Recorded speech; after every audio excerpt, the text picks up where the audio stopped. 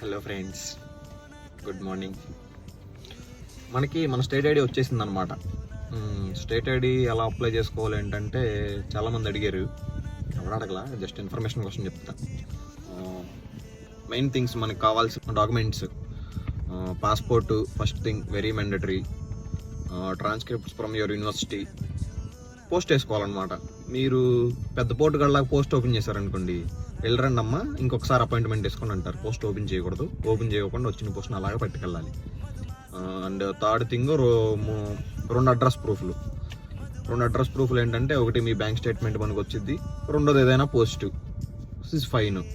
తర్వాత నాలుగోది SSN denial form మీ దగ్గరలో ఉన్న సోషల్ సెక్యూరిటీ ఆఫీస్లోకి వెళ్తే అది ఒక 10 నిమిషాలు ఇచ్చేస్తారు, అయిపోయింది. ఇన్ కేస్ మీకు ఎస్ఎస్ఎన్ ఎలిజిబిలిటీ ఉంటే ఎస్ఎస్ఎన్ పెట్టుకొని పోవచ్చు అనమాట. 94 ఇవన్నీ పట్టుకొని ఒక అపాయింట్మెంట్ వేసుకుంటే డిఎంవిలో ఒక వారానికి మీ స్టేట్ ఐడి మీ చేతికి వస్తుంది. అండ్ ఇంకోటి ఏంటంటే, లైసెన్స్ అప్లై చేసే వాళ్ళకి కూడా సేమ్ డాక్యుమెంట్స్ అనమాట. ఇన్ కేస్ మీకు స్టేట్ ఐడి ఉంది, మీకు లైసెన్స్ అప్లై చేసుకోవాలి, లెర్నర్స్ నాలెడ్జ్ టెస్ట్ రాయాలంటే మీకు ఈ డాక్యుమెంట్స్ ఏం అవసరంలా. స్టేట్ ఐడి ఆల్రెడీ ఉంటే దీన్ని పట్టుకొని వెళ్తే అయిపోద్ది, సింపుల్గా, స్వీట్గా అది. అండ్ ఇంకోటి ఏంటంటే, కనెక్టికట్లో మీరు కార్ రిజిస్ట్రేషన్ చేయించుకోవాలంటే మీకు ఏదైనా ఒక గవర్నమెంట్ ఐడి ఉండాలన్నమాట. లైసెన్స్ కానీ లేదా స్టేట్ ఐడి కానీ ఇంకేదైనా సరే.